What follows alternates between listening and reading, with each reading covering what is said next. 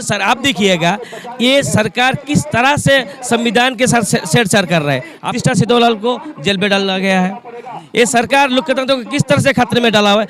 Supreme court ने कहा है ये 24 घंटे के अंदर में इलेक्शन कमिश्नर को नियुक्त किया जाता है।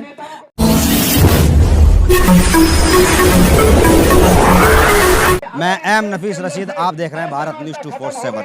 मैं मौजूद हूं दिल्ली जंतर मंतर संसद मार्ग पर और जैसे देख रहा हूं इंडियन रीजनल पार्टीज फ्रंट की ओर से आज 26 नवंबर राष्ट्रीय संविधान दिवस पर एक मंच सजा है। मंच के ऊपर मैं देख रहा हूं कि काफ़ी लोग बैठे हैं, इस्माइल बाटली वाला बैठे हैं और काफ़ी यानी कि आसाम, बिहार, महाराष्ट्र, गुजरात यानी कि लगभग न तो भारत के जितने भी हिंदी भाषा से अलग हटकर अन्य भाषा क्षेत्रीय हैं वहाँ से भी लोग धरना प्रदर्शन करने के लिए यहाँ पर पहुँचे हैं। कहीं ना कहीं इनको लगता है कि संविधान के अंदर जो झोल बाद में डाला जा रहा है उसको लेकर चिंता का विषय बताया जा रहा है। मैं इसी सभी मुद्दों पर बात करना चाहूँगा जिससे कि मालूम हो जाए कि आज के इस दौर में जो कि पूरी तरह से कहा जा रहा है कि भाई हिंदू, मुस्लिम, सिख, ईसाई सबको लेकर संविधान जोड़ने की बात करता है, पर कहीं ना कहीं आज छोटा मोटा ये इल्जाम लगाया जाता है कि संविधान को ख़त्म करने की बात हो रही है। तो कहाँ ख़त्म हो रहा है ये बात करने की कोशिश करते हैं। जैसे मैंने कहा मैं कोशिश करता हूँ कि संविधान कहाँ खतरे में है, इस पर बात कर लेते हैं। कुछ लोग हैं मेरे साथ में। क्या नाम है आपका? मेरा नाम नूर इस्लाम। जी, नूर इस्लाम। कहाँ से आए हैं आप? हम असम से आए हैं जी। बैनर लग रहा है राष्ट्रीय संविधान दिवस के मौके पर। आज 26 नवंबर है, पूरा देश राष्ट्रीय संविधान दिवस मना रहा है, बधाई दे रहा है। आप लोग जनता मंच पर धरना क्यों दे रहे हो भाई?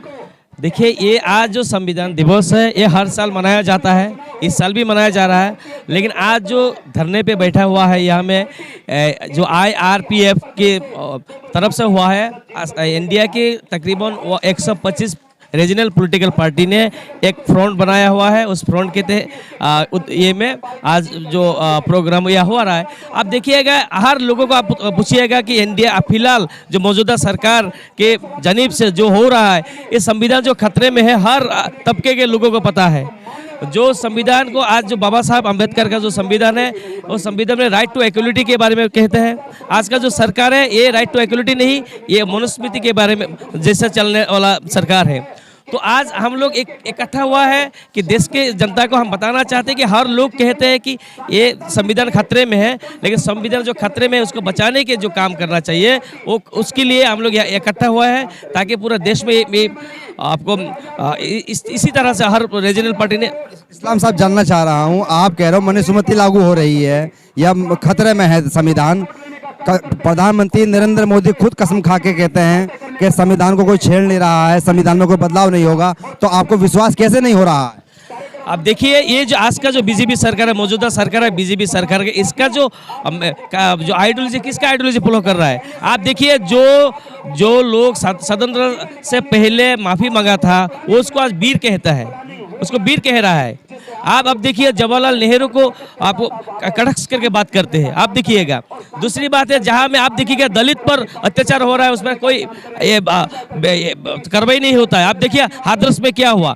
दूसरी बात है आप क्या कर, आप देखिए जो मुस्लिम लोगों को रेप किया हुआ है बिल्किस बानो को, वो रेपिस्ट को छोड़ दिया गया है बीजेपी सरकार की तरफ से। आपको मिनिस्ट्री ऑफ होम अफेयर से उसको NOC दिया गया है, गुजरात सरकार ने छोड़ दिया गया उसको। क्या लोग संस्कार लोग हैं, तो ये अब क्या संविधान में ऐसा कौन सा कानून है कि कानून के तहत इन लोगों इस तरह से जो लोग परिवार के 6 लोगों को मारा गया है, एक महिला को रेप किया गया है, उस परिवार को जो कोर्ट ने उसको उम्र कैद की सजा सुनाया उसको माफी दिया गया है। दूसरी बात आपको बताऊं, देखिए कैसे आपको लगता है, आप 20 में आप देखिए जो सरकार के मौजूदा सरकार के MPO ने क्या कहते हैं, मुसलमानों के खिलाफ क्या कहते हैं, दलितों के खिलाफ क्या कहते हैं, विधायक ने क्या कहते हैं।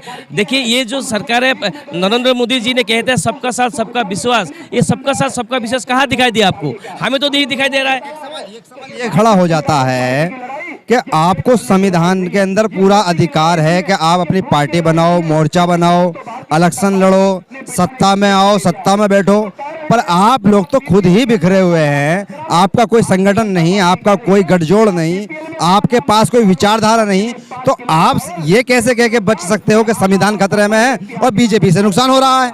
जी जी, ऐसा बात नहीं है कि पार्टी नहीं है, देश में काफ़ी सारा पार्टी है, हम लोग भी ऑर्गेनाइजेशन चलाते हैं, हमको नॉन पॉलिटिकल ऑर्गेनाइजेशन है, हम लोग असम में चलाते हैं, ऐसा बात नहीं है। पहली बात है, आप जो कह रहे हैं कि खुद जोड़ नहीं है, ऐसा नहीं। ये जो सर आप देखिएगा, ये सरकार किस तरह से संविधान के साथ छेड़छाड़ कर रहा है। आप पहले देखिए, जो लोग जो ह्यूमन राइट्स एक्टिविस्ट है, जो मानवाधिकार के बारे में बात करते हैं, कृष्णा सिद्धोलाल को जेल में डाला गया है।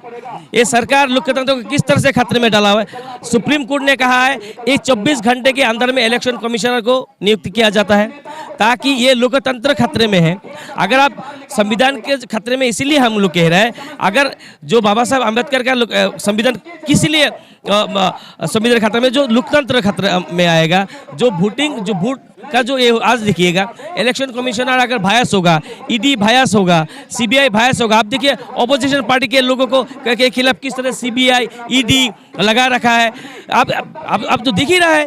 तो संविधान खतरे में कि ये लोग का जो बात नहीं सुनेंगे, ये लोग के खिलाफ जो बोलेंगे, उनके खिलाफ ईडी लगाएगा, उनके खिलाफ सीबीआई लगाया जाएगा। इलेक्शन कमिश्नर 24 घंटे के अंदर में इलेक्शन कमिश्नर को नियुक्त किया जाएगा।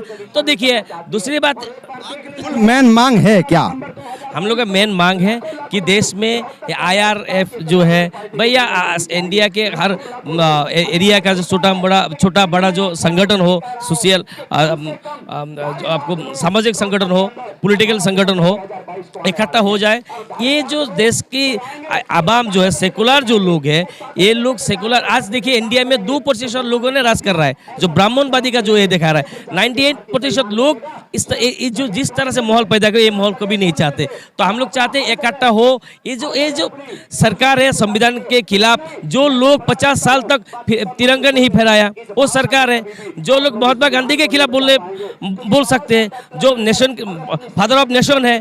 तो देखिए, ये जो सावरकर और गुलबर्गर का जो नीति लागू करने वाला जो सरकार है, जो पॉलिटिकल पार्टी है, इसको उखाड़ना पड़ेगा, ये दिल्ली के मसनद से उतारना पड़ेगा। अगर ये उतारना चाहते हैं तो इकट्ठा होना पड़ेगा देश के जनता को। जो आवाम है 98%, तकरीबन 98% आवाम, जो सेकुलर आवाम है, वो लोग चाहते सेकुलर जो बाबा साहब अम्बेडकर का संविधान लागू हो, राइट टू इक्वलिटी है, बराबर का हक मिले सबको, दलित को, आदिवासी को, मुस्लिम को, पिछड़ा वर्गों के लोगों को बराबर का हक मिले, ताकि ऐसा नहीं कि अदानी और अंबानी का ही सिर्फ हक हो इंडिया में, और बाकी जो गरीब है, जो पिछड़ा हो, वो पिछड़ा होते जाए।